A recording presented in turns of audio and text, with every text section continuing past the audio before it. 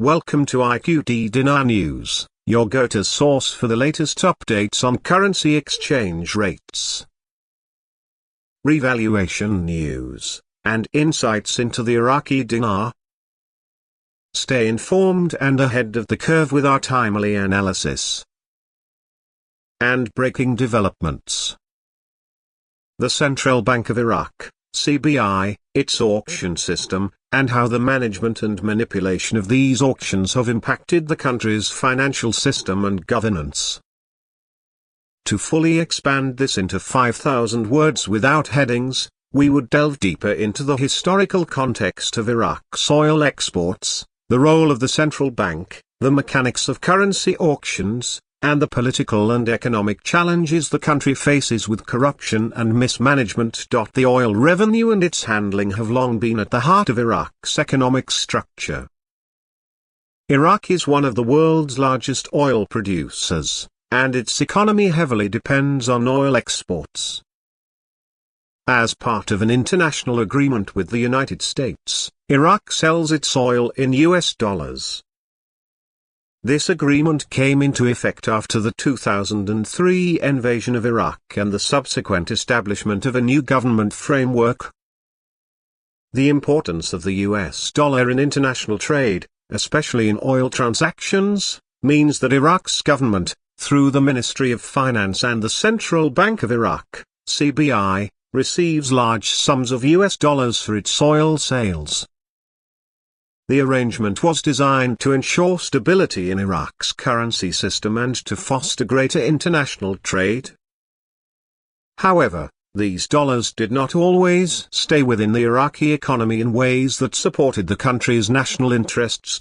Once Iraq's government receives payment in US dollars for its oil exports, the US dollars that were meant to circulate through the Iraqi economy to support development, rebuild the country after years of conflict, and stabilize the currency were often diverted or misused.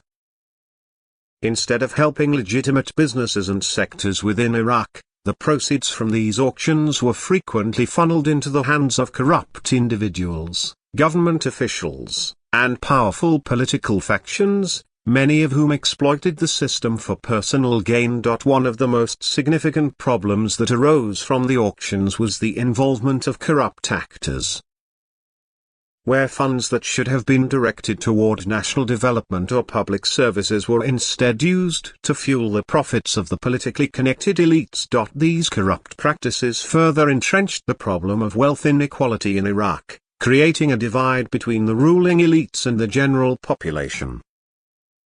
While ordinary Iraqis struggled with inflation, unemployment, and a lack of basic services, a small group of insiders used their control over the auctions to amass wealth, further exacerbating the country's economic and social instability.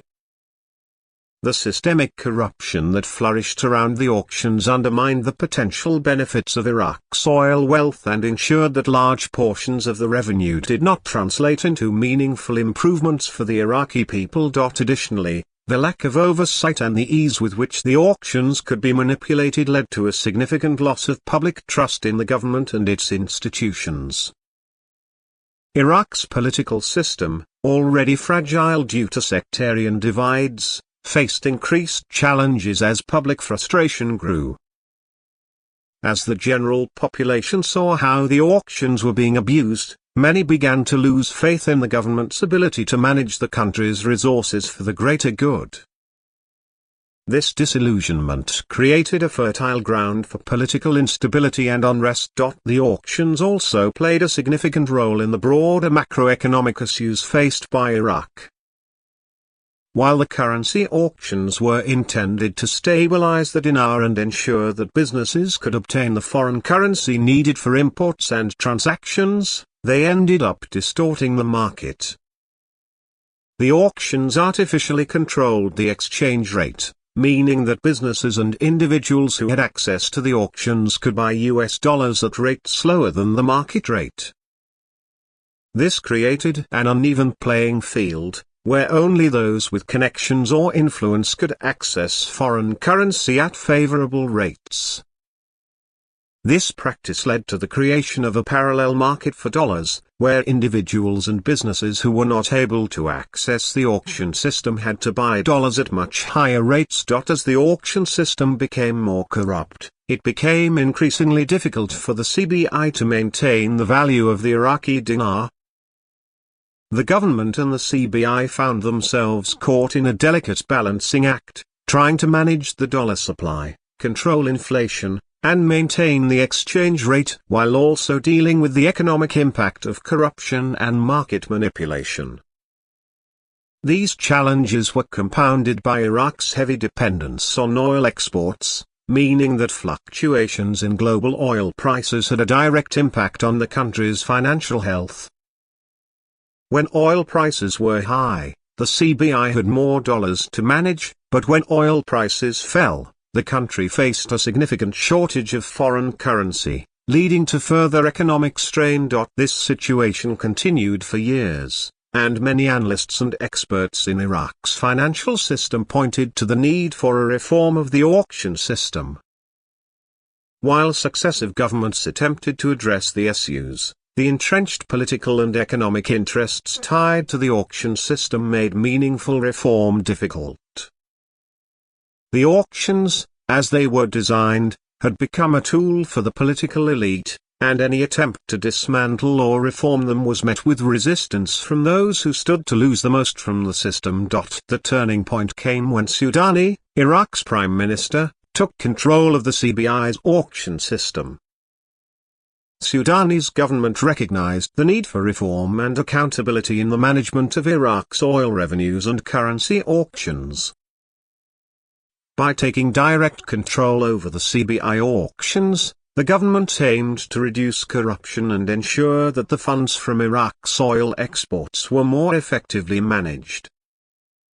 This move signaled a shift in how the Iraqi government intended to approach its economic challenges. Sudani's administration understood that without addressing the corruption and inefficiency within the auction system, Iraq would continue to face economic instability and inequality. The importance of Sudani's control over the auctions lies in the fact that, for the first time in years, there was a real possibility for accountability and transparency in how Iraq's oil revenues were being managed. Sudani's actions to centralize control over the auction system were seen as an attempt to prevent the misappropriation of funds by corrupt actors and to ensure that the dollars generated from Iraq's oil sales would be used in ways that benefited the country as a whole. If successful, this could be a critical step towards stabilizing Iraq's currency, reducing inflation, and rebuilding public trust in the government's ability to manage the nation's wealth. Sudani's reforms also represented a broader effort to tackle the issue of corruption in Iraq's financial system.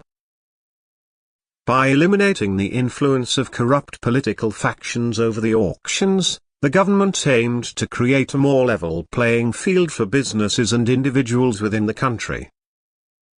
This could potentially lead to greater economic stability and allow Iraq to better weather fluctuations in the global oil market. While the full impact of Sudani's reforms remains to be seen, the decision to take control of the auctions is an important step in Iraq's efforts to regain control over its economic future. The long-standing problems with the auction system, and the corruption that permeated it, have been significant barriers to Iraq's development. If Sudani is able to implement effective reforms and restore transparency and accountability to the auction system, it could mark a turning point in Iraq's economic history and a step toward greater stability and prosperity for its people. In conclusion, the problem with Iraq's currency auctions has been a source of significant economic and political instability in the country for many years.